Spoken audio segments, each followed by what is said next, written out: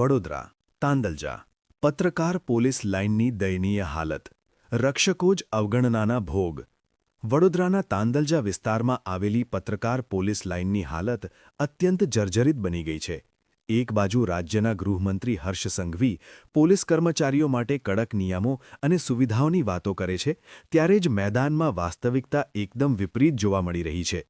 અહીં રહેતા પોલીસ કર્મચારીઓ અને તેમના પરિવારજનો ગંદકી, અસુવિધા અને અવ્યવસ્થાના વચ્ચે જીવન જીવવા મજબૂર બન્યા છે। પોલીસ લાઇનના પરિસરમાં ગટરો ઉભરાઈ રહી છે, જેના કારણે અસહ્ય દુર્ગંધ ફેલાઈ રહી છે। જગ્યાએ જગ્યાએ કચરાના ઢગલા જોવા મળે છે અને મકાનોની હાલત એટલી ખરાબ છે કે તે ક્યારેય પણ જોખમરૂપ બની શકે છે। તૂટેલી પાઇપલાઇનો અને અપૂર્ણ સુવિધાઓ જીવનને વધુ મુશ્કેલ બનાવે છે। રાત્રિના સમયે સ્ટ્રીટ લાઇટોની અછત સુરક્ષાને પણ જોખમમાં મૂકે છે। મચ્છરોના ઉપદ્રવ વચ્ચે પરિવારોને જીવવું પડી રહ્યું છે, જેના કારણે બાળકો સહિત પરિવારજનોમાં બીમારીઓ ફેલાઈ રહી છે।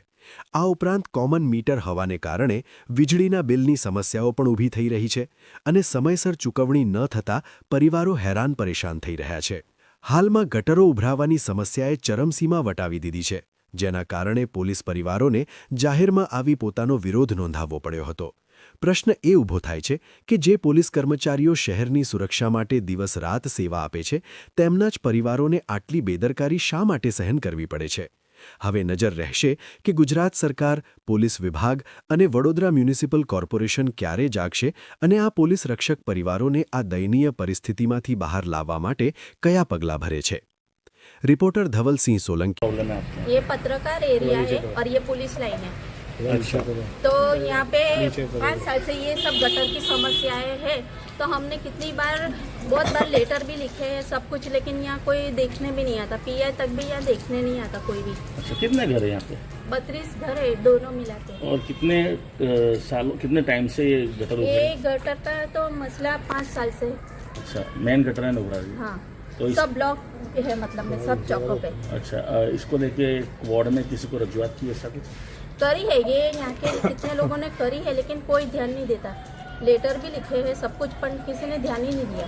ये क्वार्टर किस चीज़ के, किसके क्वार्टर है?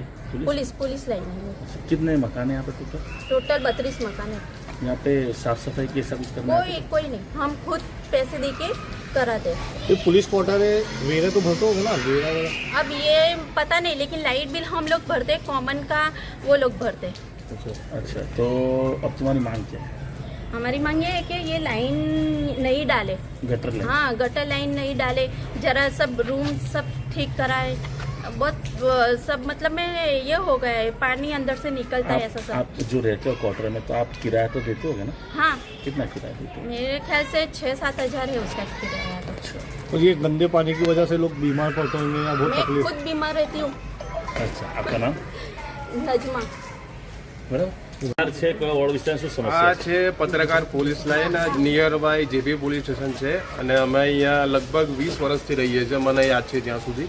અને અહીં બહુ ઘણી બધી સમસ્યાઓ છે, જેવી કે તમે જોઈ જ રહ્યા છો, તમારી આંખો સામે જ છે જે છે ગટર પાણીની સમસ્યા, મચ્છરોની સમસ્યા। કોઈ બી રાતનું કોઈ બી કામ કરાવવું હોય તો અમારે પ્રાઇવેટ બોલાવીને કરવું પડે। જેવી રીતે કે ગટર ઉભરાઈ તો ગટર બી ઉભરાઈ તો અમે પોતે ફોન કરીને બોલાવીએ અને અમે પૈસા ઉઘરાઈને આપીને પોતાનું કામ કરાવીએ, એવું કામ છે। સરકાર તરફથી કોઈ બી જાતની સહાય નથી, એવું કંઈ છે નહીં કે અહીં રહેવા લાયક કંઈ છે। લાઇટ બી નથી અને લાઇટ બિલ બી જે ભરવાનું આવે કોમનનું પાણીની પંપ લાઇનનું એ બી પોલીસ સ્ટેશનમાંથી ભરે ના ભરે એવું જ। અમે લોકો જઈને રજૂઆત કરીએ તો એ લોકો લાઇટ બિલ ભરાય ને અમારું પાણી ભરાય ને અમે લોકો રહીએ એવી રીતે। એટલે આમાં કોમન જે બિલ હોય પોલીસ સ્ટેશન ભરે, લોકો પોલીસ સ્ટેશનમાં જાય છે, નિયર જેપી પોલીસ સ્ટેશન છે ત્યાં જાય છે અને એ લોકો ઘણીવાર ભરે ના ભરે એવું જ છે એમ।